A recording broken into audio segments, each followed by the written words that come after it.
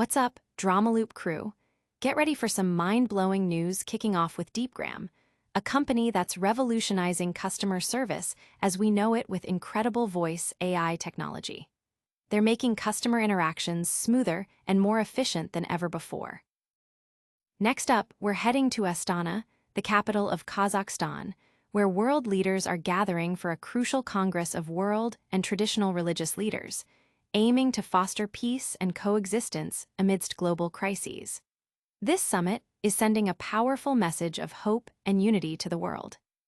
Then, the spotlight turns to Utah, where Governor Spencer Cox is giving us the latest on the investigation into the alleged shooter of conservative activist Charlie Kirk, revealing that the suspect is not cooperating with authorities. This story is developing fast and has major implications. And finally, in the wake of this tragedy, we're seeing a powerful display of unity from college Democrats and Republicans across the nation issuing joint statements, calling for nonviolence and civil discourse. Stick around to catch all the details and make sure you're subscribed and have that notification bell on. Deepgram's AI is reshaping customer service. In a world where artificial intelligence is rapidly evolving, voice AI stands out as a major frontier for both cost savings and significant service enhancements. Deepgram, a company with a decade of experience, has been at the forefront of this revolution, developing sophisticated voice AI solutions specifically for enterprise applications like call centers and interactive voice response systems that are used by millions daily. They've already processed an astounding 50,000 years of audio and transcribed over 1 trillion words, showcasing their immense capability. Deepgram's offerings include advanced speech-to-text, text-to-speech, and full speech-to-speech capabilities, all powered by an enterprise-grade runtime. Their foundational voice AI models are built upon by more than 200,000 developers who access them through cloud APIs or opt for self-hosted or on-premises solutions. Natalie Rutgers, VP of Product, highlights the sheer scale of customer service interactions, with over 700 million calls happening globally each day, plus billions of business calls, millions of drive-through orders, and countless medical appointments. This immense volume presents unparalleled opportunities for voice AI to streamline operations and free up human agents for more complex tasks. The drive-through market alone represents a billion-dollar opportunity. Rutgers emphasizes that companies turn to Deepgram to solve their biggest operational inefficiencies. For instance, the CTO of Jack in the Box has identified integrating voice agents as a critical initiative for their business over the next 5 years. While AI is often discussed in terms of job displacement, Deepgram's technology addresses roles that are notoriously difficult to fill and suffer from high turnover, like those in call centers. By implementing speech-to-speech AI, these associated costs and productivity drains can be significantly reduced. 10 years ago, analyzing and transcribing massive volumes of daily call center recordings was a daunting task, and rising staff turnover led to a loss of institutional knowledge. Deepgram's focus on real-time interactions is a key differentiator. Unlike competitors who may focus on predefined use cases, Deepgram aims to replicate the natural flow of human conversation, which involves handling accents, industry-specific jargon, and immediate responsiveness. They work with partners to gather diverse audio data, ensuring their models are robust. Importantly, each company's voice AI model is proprietary and securely deployed, often in virtual private clouds or on-premises, ensuring data privacy and compliance, a growing concern in regions like the United Kingdom. The pursuit of natural-sounding AI conversations is ongoing, with current industry-best latency at 801,200 milliseconds, still far from the 200,500 milliseconds of human conversation. Deepgram is not only working on reducing latency, but also on improving conversational quality, minimizing AI interruptions, and enhancing the overall humanness of the interaction. Specialized challenges in sectors like finance, where AI can struggle with numbers and financial terms, are also being addressed. Deepgram's deep understanding of why models might hallucinate in these contexts allows them to develop effective deployment strategies. Implementing voice AI requires careful planning and user preparation. Rutgers advises understanding customer expectations, noting how a pharmacy chain adapted its IVR menu for senior customers. Similar strategies can be applied in finance, gradually evolving conversational AI as user adoption and retention rates improve. This shift is not just technological, but also behavioral, requiring end users to adapt to more fluid and natural AI interactions. The most successful deployments will be in areas with high operational demands and significant customer volume. While tools like ChatGPT have introduced many to AI, they are not ideal for solutions requiring deep conversational context. The voice AI industry is focused on perfecting response times, natural reactions, and conversational flexibility, which will ultimately determine whether customers opt to stick with an AI system or request a human agent. Deepgram's end-to-end speech-to-speech systems are designed to listen, think, and speak as naturally as humans do. Will the future of customer service sound more human than ever before? Next, we're diving into a global summit where leaders are calling for peace, a stark contrast to rising tensions elsewhere. Astana becomes a beacon of peace amidst global turmoil. The 8th Congress of World and Traditional Religious Leaders convened in Astana, Kazakhstan, bringing together prominent figures from diverse faiths to champion peace and coexistence. This gathering holds immense significance this year, particularly in the shadow of escalating international crises, with the humanitarian tragedy in Gaza casting a somber light. Kazakhstan, since its independence, has cultivated an image of religious and cultural pluralism. The nation first hosted this pivotal conference in 2003 and has since solidified its position as a crucial platform for dialogue between Eastern and Western perspectives. By hosting the 8th edition, Astana reaffirms its role as a global connector, fostering rapprochement and mutual understanding.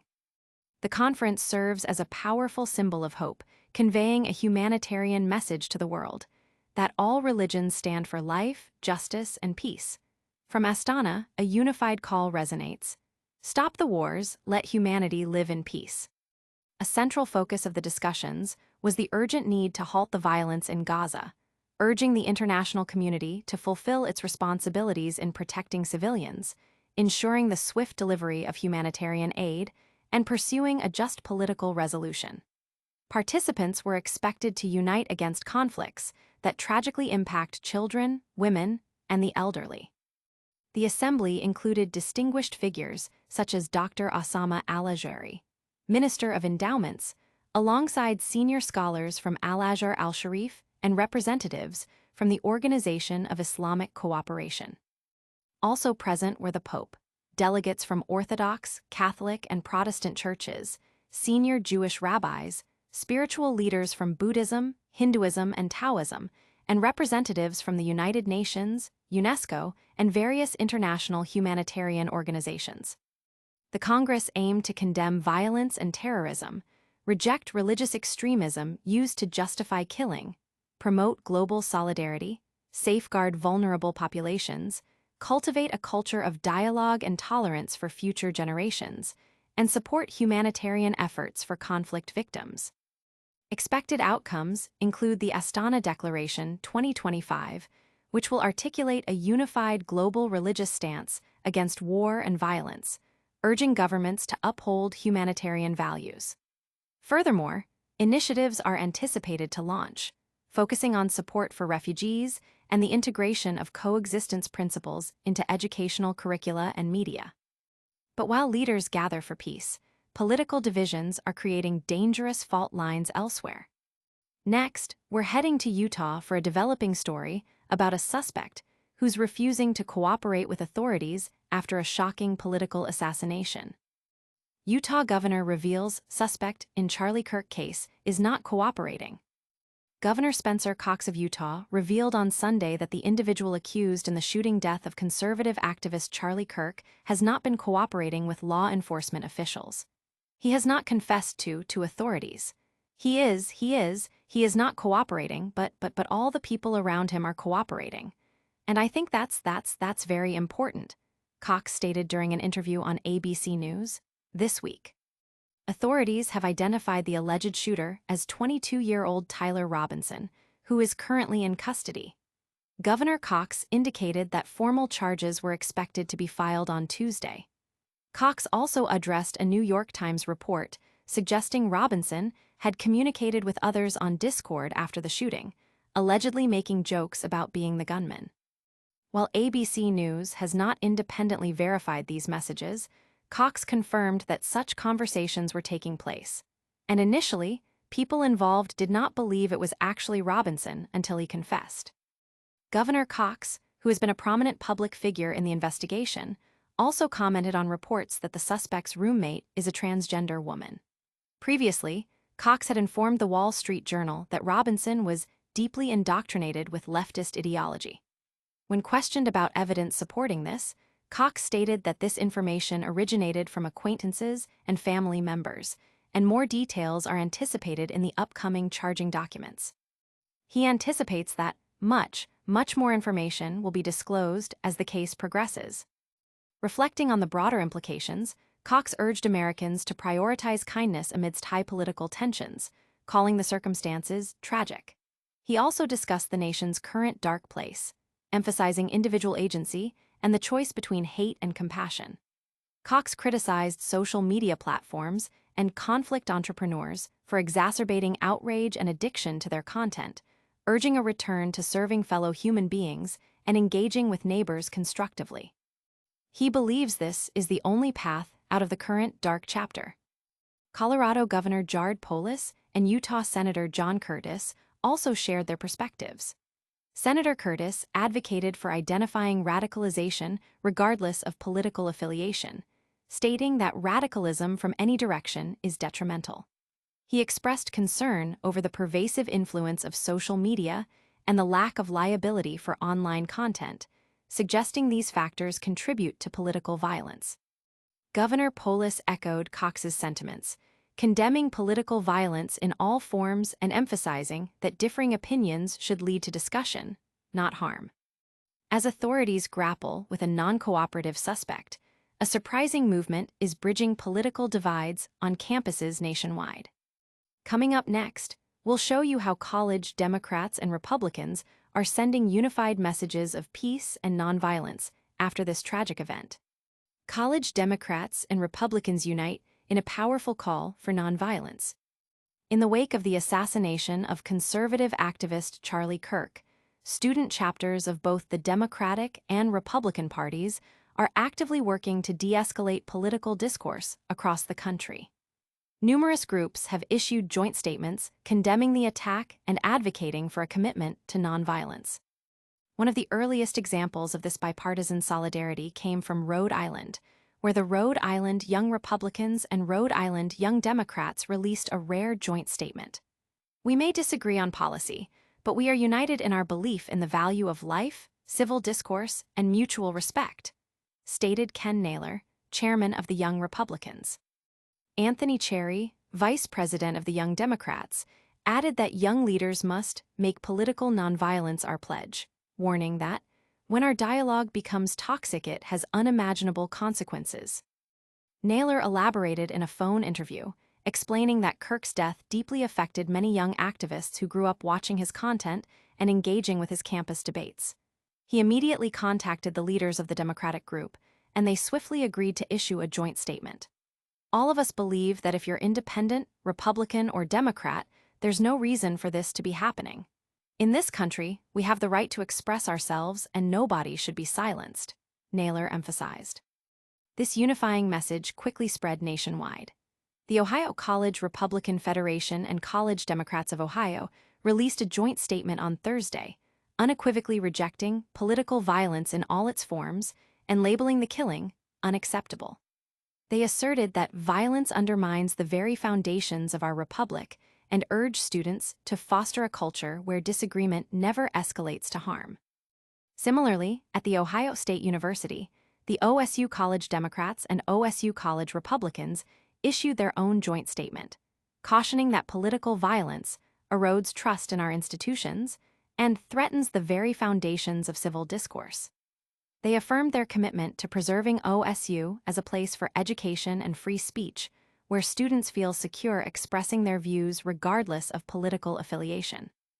the college Democrats at the University of Utah condemned the killing and offered condolences to Kirk's family and witnesses, highlighting the tragedy as a stark reminder of the need to address gun violence while reaffirming the right to civil dialogue without fear of violence.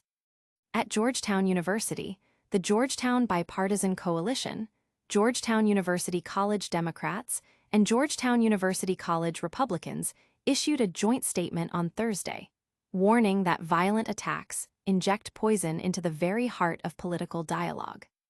They implored all students to foster an environment of respect and reject aggression, stressing that the right to express political beliefs without fear, especially on college campuses, is fundamental to American life and a key component to a healthy, fully functioning democracy.